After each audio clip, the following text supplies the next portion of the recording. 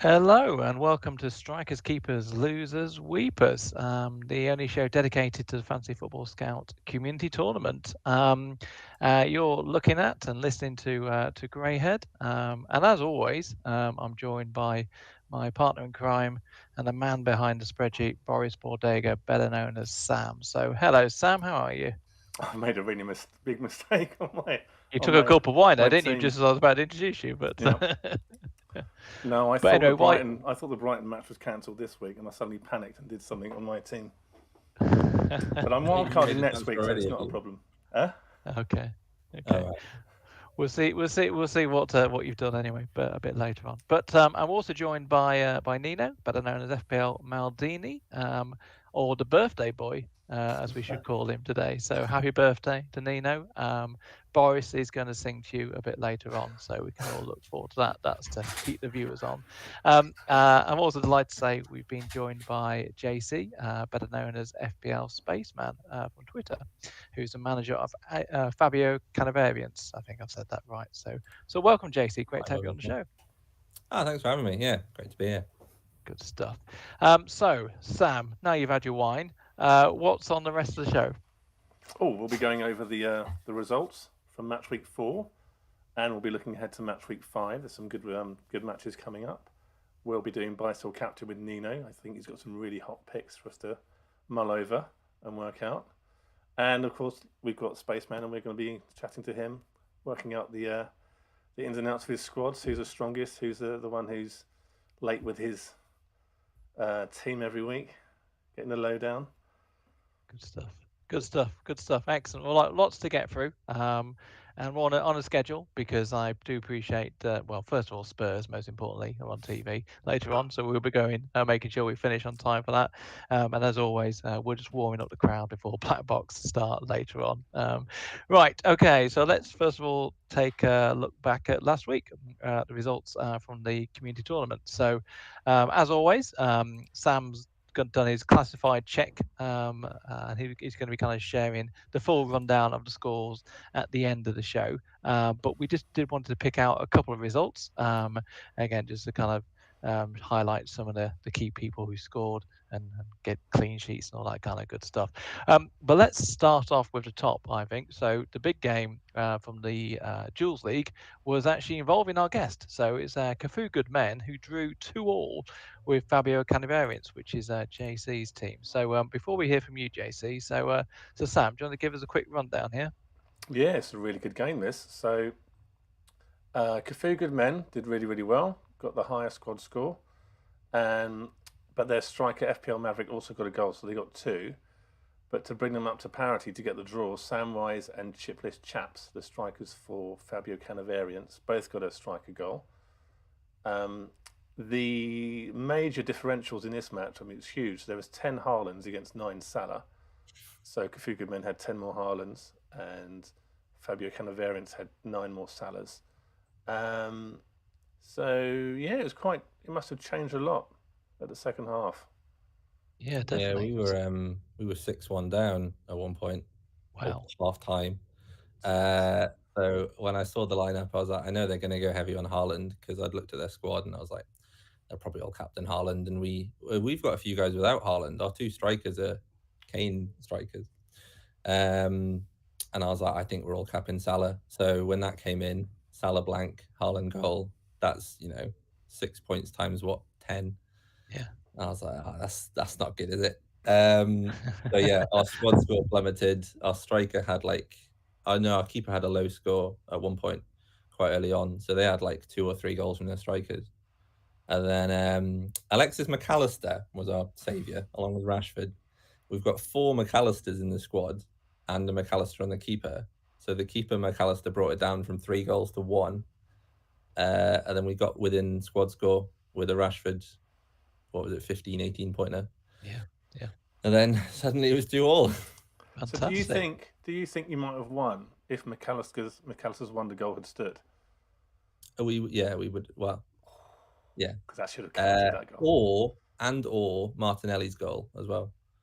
Oh, VAR ruining your week. Well, I mean, McAllister scored 2 goals. I can't really complain about bad luck too much.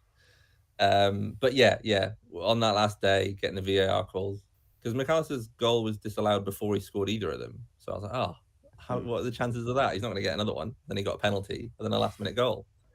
And I was like, what? Okay, right. If Arsenal lose their clean sheet, we could be in here. And then off they went. Arsenal always Well, lose like I their said, clean sheet. I don't feel sorry for you with McAllister scoring, because that was a pretty good look getting that. But obviously you gave him a good team talk at half time, JC. That's what it was. Yeah, So yeah. you rallied the troops and so forth. So no, but I think both teams keep their unbeaten record as well, which is great stuff. So shout out to Cafu Goodman, who continues to do really well. I think FPL Harry did well again this weekend. So anyway, good stuff. So let's then move on to the next one. And this was Fontaine of Knowledge, who gave a thumping 6-1 win over Sheikh Blatter and Rowell, who normally dish out the beatings, but they lost heavily here. Then, so Sam, what's the tail of the tape here?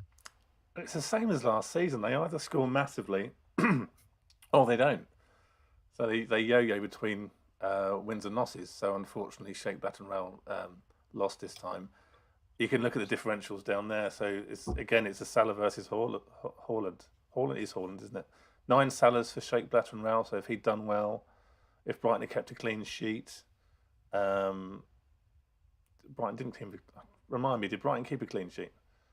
No, they certainly did not. No. All the Sanchez owners are getting really cross for you right now. If Brighton had kept a clean sheet, they had more Sanchez and more Dunk. They had more Salah, so it really could have gone the other way. So all their major differentials that they had just didn't fire for them. Whereas Haaland and Tony, they had 2 more Tonys, so they did really well on that front. So the strikers, they had... So Sheikh Blatter and Rowell had FPL Schadenfreudist, which is a great name, got a single striker goal. And for the away side, FPL Thinkerman and FPL Canada got striker goals as well. But 508 squad score versus 399. That did the major damage. Yeah. No, I was having a look actually, and I think that was the second lowest squad score across all the teams in the competition. So, yeah, they had an off day, but I'm sure they'll be back. Like you say, they either win big or they lose big, don't they? Really. So it's still a long way to go, but I'm sure the league champions will be back. The next one I wanted to look at was Can You Field a Low Tonight? Who again dished out another big win. They won 5-1 against Hand of Zoff. So what happened here, Sam? 3 more Tonys happened, I think. FPL Nits and FPL Ghost both got a striker goal for Can You Feel the Love Tonight. And Sam FPL got a goal for Hand of Zoff.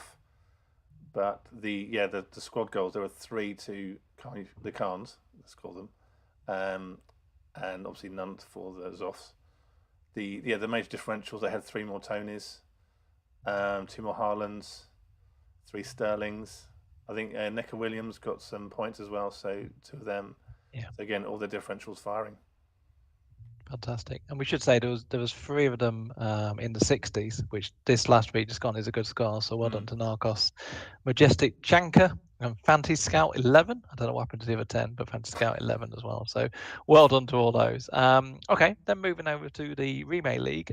So let's start off with obviously an important fixture because it involves my team. It's the Carter Pounders, and we just edged it 2-1 against the Shelby Company. So go on. Tell me about it before I give you the embellished version, Sam. I think a clean sheet for Arsenal, you would have lost this, I think. I suspect, anyway. But you won. It was a good match. Very, very close. FPL Solomons got a goal for Shelby Company Limited, so putting himself as striker is very, very good. The striker goals, just a single squad goal, for you guys. So had the other team managed to overturn it, they would have won. And Gilles Degoult, I believe is his name, got a striker goal as well for you lot. Yeah, good old Gilles, our Belgian berserker. He scored again, and he scored against Zoffa as well, which is a good result there. Oh yeah, true, yeah. So that's. But I was going to say the only thing that I've got against it is the fact that he played Chabola played FPL Matthew in goal, and he should have put me in goal. But never mind. Maybe next time. I didn't mention that. 57. That's a good score, Greyhead. Well, no, I was waiting for the mention, but you didn't, so I thought I'd force it in there myself. So there you go. But also mention to Top Marks, who scored again, even though we benched him. So he's doing all he can to get back in the team. But another great score from Top Yeah, Marks. what's he done? Has he done something naughty? we can't reveal what goes on in the dressing room, but harsh words were said. But anyway, right, moving on then to Gentleman's Grealish, and again 5-0 victory, so against all the sevens here. So looks like yeah. So what happened here? Who scored the goals here, Sam? Haaland, Tony. Those are the major differentials that got them the squad goals, I think. There's 482 to 416, so they obviously had quite a few people scoring for their squad. But a very Dale different striker versus keeper. It goes on to 2 lines, that differentials. Yeah, that's a good choice, though. I think if you can get strikers with lots of differentials, I think you've got more chance of scoring big. Otherwise, it's going to be a bit too tight. So Dale got 54 and got a striker goal, as did FPL Noble Gent for Gentleman's Grealish. The sevens continue their struggles, unfortunately, and I think they're just being a bit unlucky. But who knows? Hopefully, they'll turn it around soon. Definitely. But well done to as you just said, Noble Gent scored again. He's one of our leading strikers so far in terms of goals.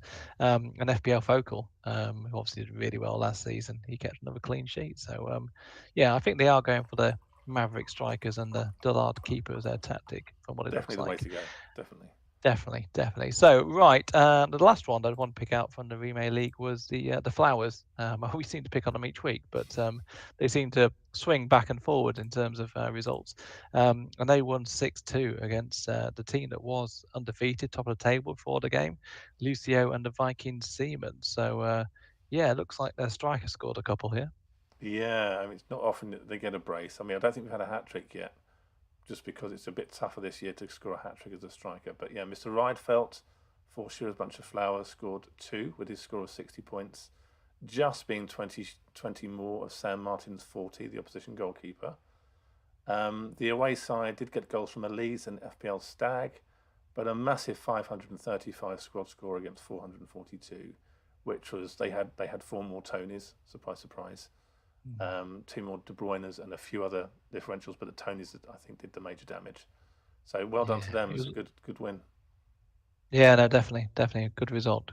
So what does that mean in terms of the league table? Let me put you through your paces. Are we able to have a quick look at the Jules League? That should be showing. There we go. So Cafu Good Men are still at the top by the skin of their teeth. They're sort of joint top with Carney Feel the Love Tonight, Netta Haaland, and Murder on Zidane's Fall. They've all got 10 points from getting 3 wins in a single draw. They are closely followed by Fabio Canavariant, Silence of the Alarms, and Igerd Millerapine, who are on 8 points.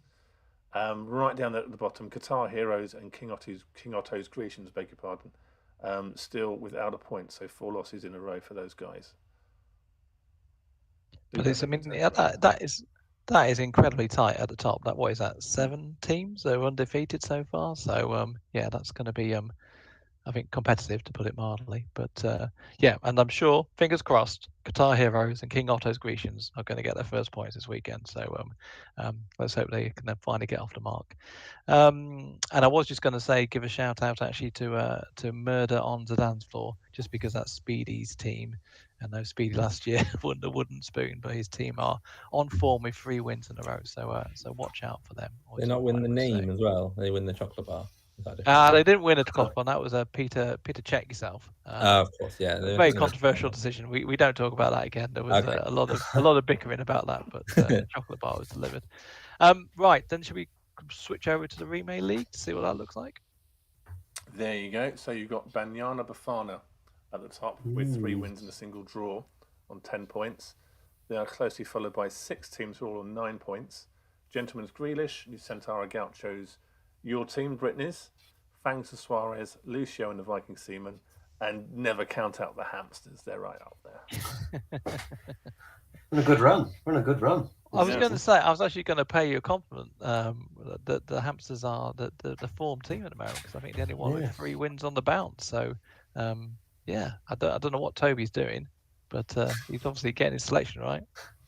Definitely. I mean, Armin had a really good week this week. He was a striker. We were looking down the barrel of a gun for quite a while, but he had Rashford, and Rashford did rather well, as much as it hurt to watch it.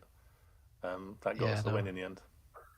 I enjoyed that brace for numerous reasons. The fact it was against Arsenal made me even happier, if I'm being brutally honest. Right, okay. Moving on. So let's have a quick look at the individual performances. So top strikers, top keepers, etc. There you go. Can you see that? We can indeed. We can indeed. Yeah. So yeah, I was just going to call out. Well, I mean, a whole host of people are in terms of the striker list. FPL Noble Gent that we spoke about. Rydfeld, he's got a couple. That's FPL Gills, David H in third. So he's another good manager as well. So yeah, plenty of people there, and even FPL Salah is on free as well. So yeah, there's plenty of strikers in contention there. So that's going to be interesting to see who gets the golden boot in the end. But then let's talk about the keepers. So yeah, Berto is still top with 6 clean sheets. So yeah, and he scored a goal as striker this week. So they're putting him in the head-to-heads. He's doing well. So they've got the top performing keeper. Top performing keeper. They put him up front. That's I'm trying to think of a goal scoring keeper. Is it Allison? I think he scored in a couple of seasons ago. Maybe that's Michael. Yes, Michael. Michael. Yeah. It sounds like a great keeper name on Berto. It does, doesn't it? Yeah, This is like a really world class. I like it. Yeah. And we should mention PG because PG 5 clean sheets. That's very good as well. Yeah. And he did tell me he's been practicing. I'm not quite sure how he practiced over the summer, but he says he's been practicing. We got 2 goals against him, so. There you are. I see. Yeah. He would have been top if we hadn't scored. Wait, it's his first test, obviously. You find he's met some decent strikers and he's conceded. Oh, it's 4 more fixtures, is it? Say again? 4 more fixtures, is it? Yeah. Right, let's have a look at the high-scoring managers in the competition then. So Sanket Desai on 284, who plays for Hurricanes and Meanson's 3 Lions, which is a bit of a mouthful. Asika Jordan for Netflix and Chilwell on 281, and FPL Dummy Tom with 278 points for Petr Check yourself. They're the top scorers in the competition so far. In terms of last week, we have Ram Danny Dickey, which is a great name, who plays for Not That Easy Ferguson on 79, and his teammate Day, I think you say, got 70. As his FPL trader who plays for Silence of the Alarms. So that's very good points for last match week. Yeah, it was a good game week for Not That Easy Ferguson, wasn't it? Only 2 of them in the top there, but no, good stuff all around. As well. Yeah. Yeah, they had a cracking game, but and I've got to say, well done to Pep Talk because he'll mention it otherwise. I know he's doing quite well so far. He's kind of 9th, I think, in the overall tourney score as well. So well done, that man. Good. All right. So that was last week. But now we've got the advantage of having JC or the Spaceman on the pod. We should quiz you a bit to find out, how you've managed to keep yourself undefeated so far. But maybe let's start at the basics. So, how did you get involved in the competition? How did you get your team together? That sort of stuff. Yeah, so I only joined FPL Twitter last year, I think it was. I'd had my regular account and I was following a few and sort of keeping up with the news, but I hadn't really got involved myself. And then I thought I'd make an account and was sharing a few things. And I saw the FPL Auto Pick was tweeting stuff about this competition from last year. And I know they did well. I think they won the league leading into it. And he's an analytics-y type manager like myself. And I saw a few of the guys I knew who were involved in the competition. So I asked Auto if he was doing it again this year. Whether I was going to join his team or take over if he wasn't doing it, or just get a team involved because it looked fun. I wanted to meet a few more people in the community and get in some group chats and stuff. And actually, he said he was entering a team, so I thought, okay, right, we'll enter another team, take him on. And there was enough people left that we got a team together. And once a few got in, everyone was quite happy to go, I'm going to take Auto and my other friends on. So it's a nice friendly rivalry between the two of us. Yeah, and you mentioned, I think you had a pre-season. You had a pre-season friendly apparently. We did between the analytics. So tell us a bit more about that. Yeah, so a few people did a friendly in game week 1 just to suss out how the scoring worked if they were new to it, and Auto had done it last year, so he challenged us and said, let's play game week 1 because the tournament doesn't start till game week 2. And then I didn't know who to pick because you can't see everyone's team before game week 1, so it was all last minute. So I've forgotten who I threw up front and in goal and whatever. And then we just followed the games along, and I think it was 1-0 or some quite low, boring score. Didn't pick very well. And the forfeit we decided was that, well, I guess, was it a forfeit? He wanted to do it anyway. He lost. He devoted his account to me for a week. I'm sure that wasn't forfeit related. He just wanted to do that. But yeah, no, it was good to like get involved in the team and like the group chat with all the managers in. It's been good to like talk with them, who's coming up each week. And yeah, just meet some more people in the community. And well, here we are on a podcast.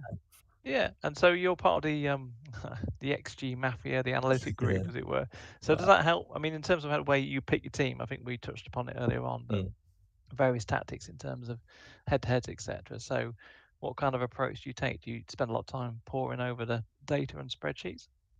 I spent quite a lot of time pre-season like trying to automate it so that I didn't have to check each week. So I've built a spreadsheet using the FPL API that like spits out everyone in my squad's teams from last week and everyone in the opponent's squad's teams from last week. And then I can see roughly what we're matching up against. And then I use FPL Review's model to like estimate our like predicted points for our team, and then I can go through. And that's just a guide. So if I'm short of time, I can just pick the highest EV in goal and so on. But that sometimes is we're like really impressive. well, maybe that's why, I don't know.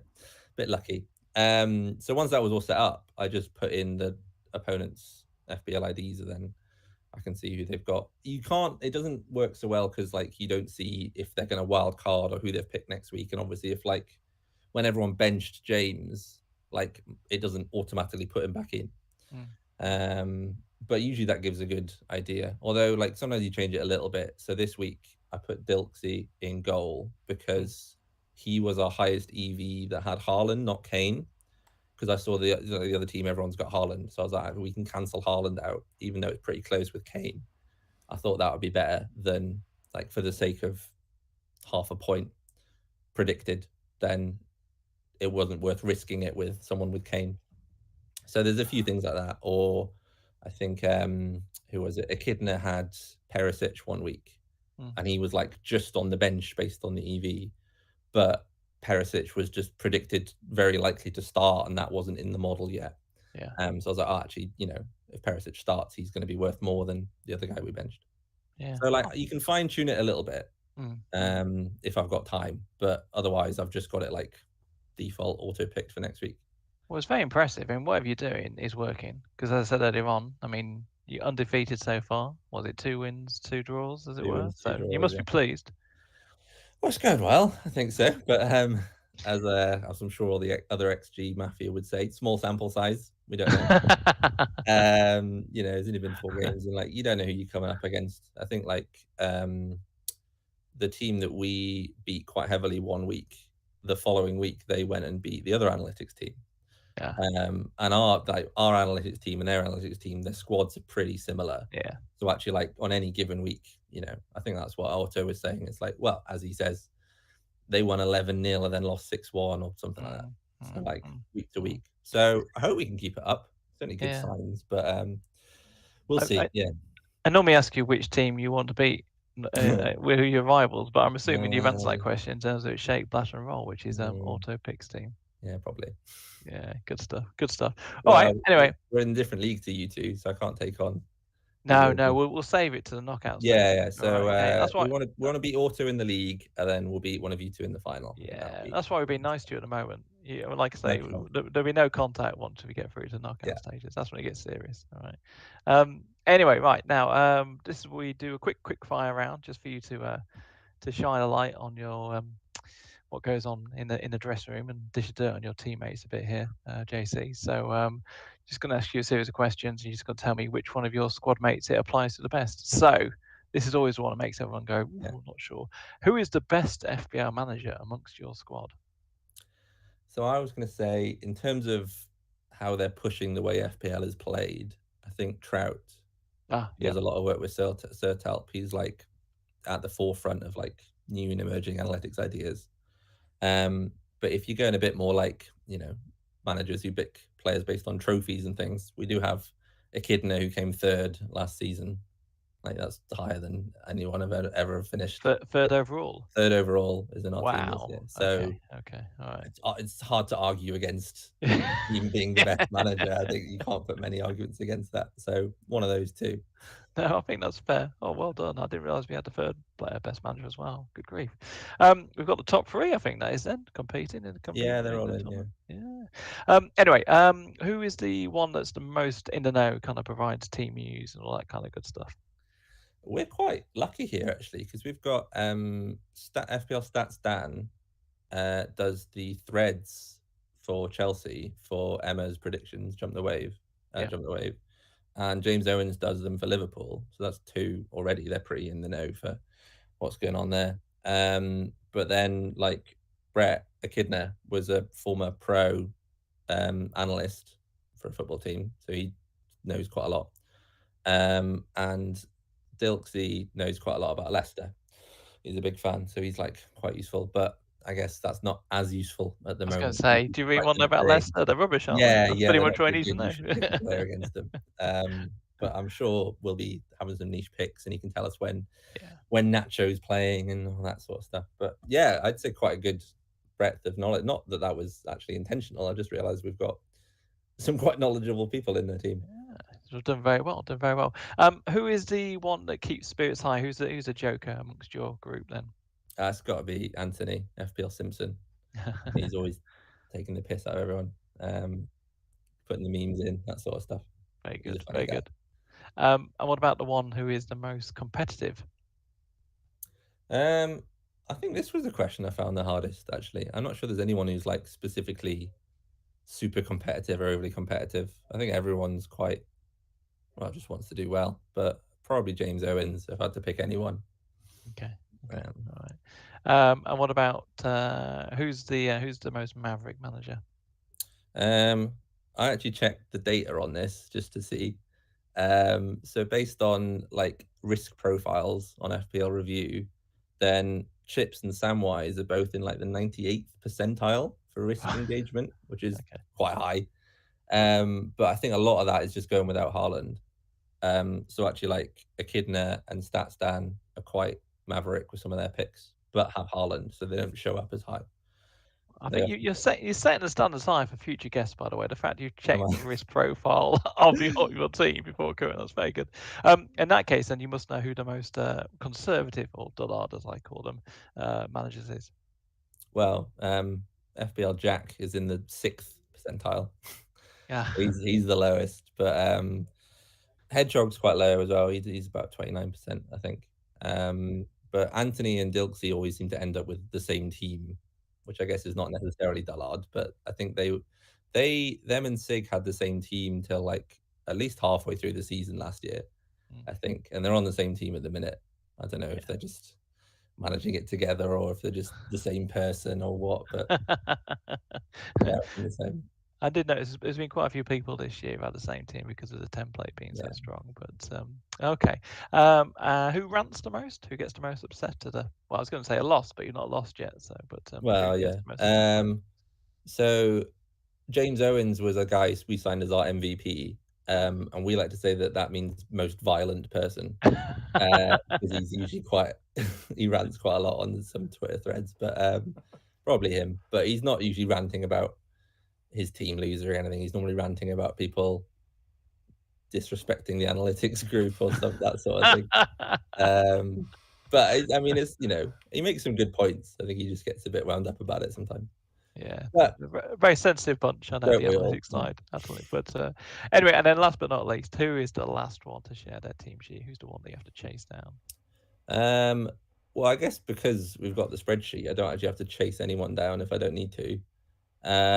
But often Trout's a bit late. I think he's sort of semi-nocturnal. I don't know if Trout's actually a nocturnal, but he's often up quite late and sometimes is a bit late on it. But probably staying up late thinking about Fabio. Yeah, But exactly. anyway, right, okay. So brilliant, great to know a bit more about your team and all that kind of good stuff. And I'm very impressed. It's almost quite intimidating the level of work you've put into that. But we'll move swiftly on. Right, so now over to the birthday boy. So Nino, you're going to do your feature, kind of buy, sell, and captain. So over to you, sir. Indeed, yeah. Thank you very much, Greyhead. So buy, sell, captain. So I've gone for some interesting picks this week. For the striker picks, I've gone for sort of mid-price pick strikers here, and it's just really nice to say that we've finally got some good strikers this season, because it's just last season I just remember it being like tearing my hair out for the striker pick. So so for our three strikers are Tony playing at Southampton away. We've got Isaac playing Newcastle, West Ham away, and we've got Watkins who is playing Leicester away, a very leaky Leicester. So Tony, Isaac, and Watkins. JC, I think I'm going to start with you. Straight in. It's hard not to pick Isaac as a Newcastle fan, but I'd say it's pretty close between him and Tony for me. I think as long as the pressers come in and say Isaac's okay, because he's had a few little niggles and dead legs, but has been recovering fine. So I'd probably pick him. And then, was it captain, buy, sell? Yeah, buy, sell, captain. Yeah, so I'd captain Isaac, buy Tony, and sell. I don't really want to sell Watkins, but I don't back Villa too much at the minute, even if Leicester are a bit leaky. That's probably stoppable force and immovable object. Wow. Can I make Watkins more attractive by the fact he has to face the mighty Ward in goal? Well, I mean, Ward is guaranteed a 1-pointer, so whether that's so someone's going to be scoring them. Someone's going to be scoring them. Exactly. I wouldn't be surprised if one of these days Ward throws it in his own net just to ensure the 1-pointer. It's just absolutely dreadful. So what is then, is it? Or? Out of curiosity, have you got Ward in your team? Let's move on to I still got him on the team. I don't know what I'm playing at. It was just a very visceral reaction you had there, so I'm assuming that you were suffering. Spoken from experience. I don't want to bring my team into That's this. That's why he's so bitter about it, because he's not doing very well at all when he's in his team. Yeah. I've been saying ages, like, I'm going to wildcard him out, and he's still in there. Anyway, let's bring it back to buy, sell, captain. So you're selling Watkins then, JC? You're selling Watkins? Yeah. Okay, interesting. Okay, thank you for those. Let's move on to you, Sam. So Tony, Isaac, and Watkins. Just for this game week coming up. Indeed, yeah. Because I wouldn't, if I had Tony, I wouldn't sell him. But I would captain Watkins because I think he's going to. Just because it's so awful, the Leicester defence, I'd captain Watkins on that basis. You're just winding me up now. This is just a wind-up. Just because of how bad their keeper A plethora of goals flying past Ward. He won't know what's going on. Oh, dear. Captain Watkins for his double hat-trick. Isaac I would keep and Tony I would sell. Sounds mad. Okay. You wouldn't actually do that. Sell Tony. We need to have a clip of that. Sell Tony. For this particular, I'd get him straight back in for the following match week. To be perfectly honest with you, apart from Haaland, who's an absolute machine, it's quite rare that you get players getting a hat trick and then getting a haul the game straight after. Let's forget Haaland, who's just an absolute machine. It doesn't happen very often. Obviously, you can clip this when he gets another hat trick, but. I don't know. I almost feel like it's going to be a 1 goal maybe for Tony, but I don't You forgot about my boy Mitrovic. Mitrovic, he's a hero. You should have had him in that list. But but Chelsea are going to have new manager bounce, aren't they? Whoever it's going to be. So I don't know. I think Mitrovic going to be kept at bay by Fofana and no, nothing can stop the machine, Mitrovic. Anyway. He's scored well against the tough teams already so far. So I wouldn't bet against him, to be honest. I think. Can I buy all of them? Yeah. Well, the only thing I was going to ask you, just venturing briefly into the FPL discussion. So, JC, in terms of when Isaac and Wilson play together, do you think that's going to impact Isaac actually as a decent player, Um, decent asset? I think the idea is that they probably try and play both of them, and Isaac might be a little bit wider or a change of shape to get them both up top. But I don't think that's necessarily going to affect his output too much. Right. Okay. And also knowing Wilson's injury record, I'm not sure when we'll see that, if at all, unfortunately. Yeah, Well, the thing is, one player I do have my eye on for potentially Walker next week is Alan St. Maximin, but he's still come from injury. I think what 6.4 million for Alan St. Maximin. Yeah, I think he could be I don't know. I feel like he could be his season. Yeah, we've got chocolate leg strikers. Yeah, they're good, but yeah, Weetabix legs, as they yeah. call it. Okay, yeah, brilliant. Thank you for those picks, guys. So let's move on to the. I'm going to go for the premium midfielder picks here, and I feel like the first pick has made that a little bit more exciting with the Chelsea, the Tuchel news potentially. So we've got Sterling away to Fulham. We've got Salah at home to Wolves, and we've got KDB at home to Spurs. So, Sam, I'm coming straight for you. Sterling, Salah, KDB. What are we going for? I haven't got Salah in my team, but if I had him, I'd captain him this week. I would keep. I would keep Sterling. I would sell KDB. How did you sell KDB? Kevin De Bruyne. I'd sell Kevin De Bruyne because I'm an idiot. And I would keep Sterling because I think there's a good chance that just there's a bit of a bounce. There might not be straight away. Maybe they need a week to work with Potter first. Who knows? But can I ask Sam? Isn't KDB the only person who is actually in your team out of these three? He is, yeah. I I get him in. But this is for this match week only. Yeah, no, that's fine. That's fair enough. I'm not getting Sterling and Salah in for one match week. No, of course. No, I just realised. I'm playing the game, for goodness sakes. I don't think you own Salah. I don't think you own Sterling. Yeah, okay, that's fair enough. Yeah, okay. I wouldn't own a Chelsea player at the moment. Oh, crikey, that's a bit on that. Yeah, okay. Well, we'll move on. I thought Big Game Kev would get a bit more love, but clearly not. So you, JC, what do you reckon? Sterling, Salah, KDB? I mean, Captain Salah. I think probably what I'll be doing anyway. I think I'd probably sell Sterling just for the uncertainty. I think I could see a haul, but I think you just don't know what you're going to get. And Fulham have been solid. And I know it's not a big difference, but like that's the one away fixture. I think home fixtures are there's like 20% more goals from home teams or something like that ish. And I just think KDB is playing well, City playing well. I'd probably keep KDB. Yeah, keep KDB, sell Sterling, captain Salah. Yeah. I think I'll go for the same. It's just with that Chelsea Fulham game. It's like, if that had a 2-0 to Fulham, it wouldn't massively surprise anyone. But at the same time, if they won 5-1, if Chelsea won 5-1 again, actually, you don't know how they're going to line up as well. Like Sterling's been really good through the middle, but might push him wide. I know Aubameyang didn't play the full game. I think he's still not still fit, massive unknown. But you could put Havertz back through the middle and don't really know anything like that. I'm very curious how Potter's going to, assuming Potter gets a job, I'm very curious about how he's going to line all these players up. Because he can't treat Chelsea like he treats Brighton, surely. Or is he going to be that minded that this is the way I want my team to play? I'd imagine he will do. He comes across as quite a strong-minded individual in terms of everything that I've heard about him. So I think if he's going to come in, he's going to do it that way. Reece James up front, I think. Yeah. Well, that'll do for me.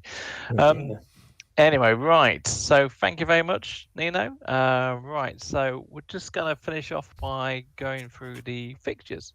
So it's just to predict the fixtures for next week. So we're just going to pick out 3 from each league.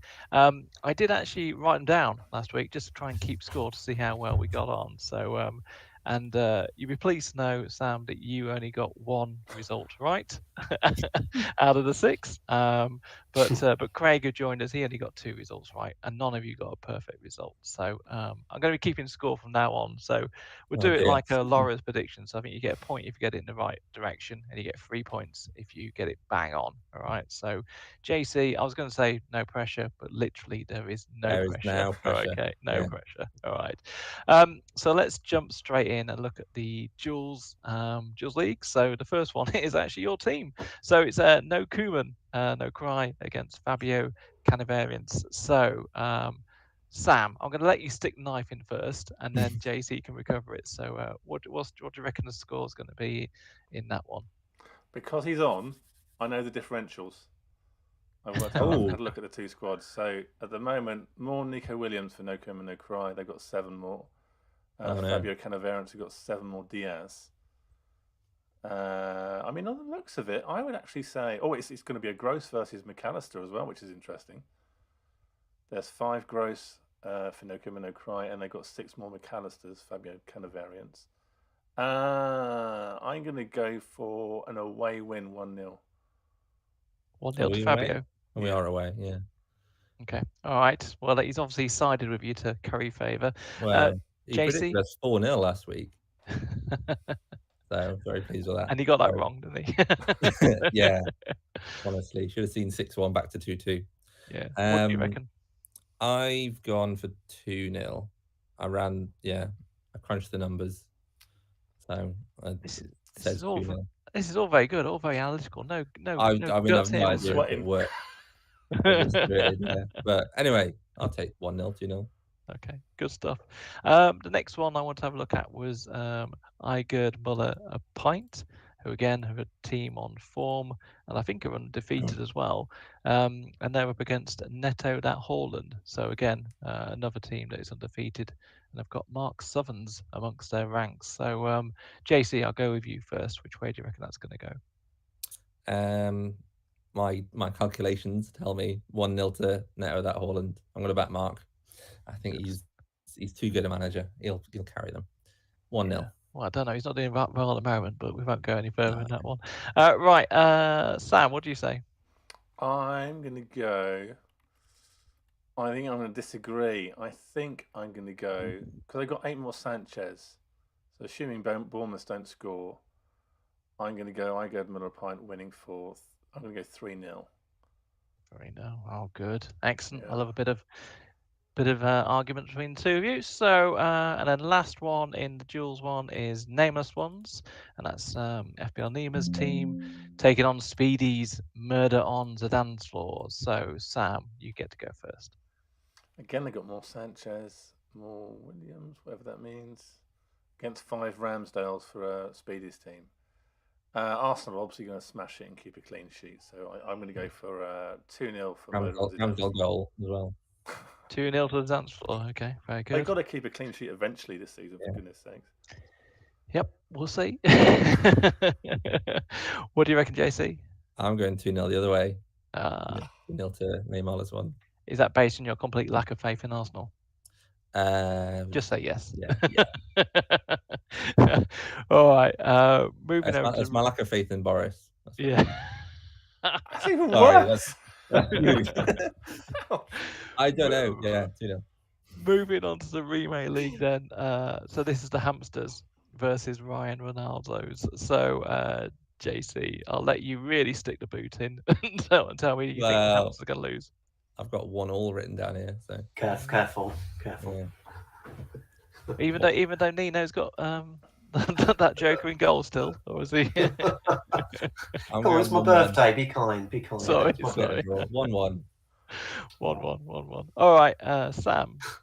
We're all wild carding, I think. So I think we're going to smash it next week. I'm going to go for a 4-0. Oh. That could be a double bluff, Nino. That wasn't in my model.